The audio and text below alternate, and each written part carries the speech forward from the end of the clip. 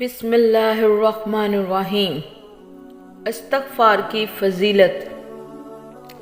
رسول اللہ صلی اللہ علیہ وآلہ وسلم نے فرمایا، جو آدمی یہ خواہش رکھتا ہے کہ قیامت میں اپنا اعمال نامہ دیکھ کر خوش ہو تو اس سے چاہیے کہ استغفار کثرت سے پڑھا کرے۔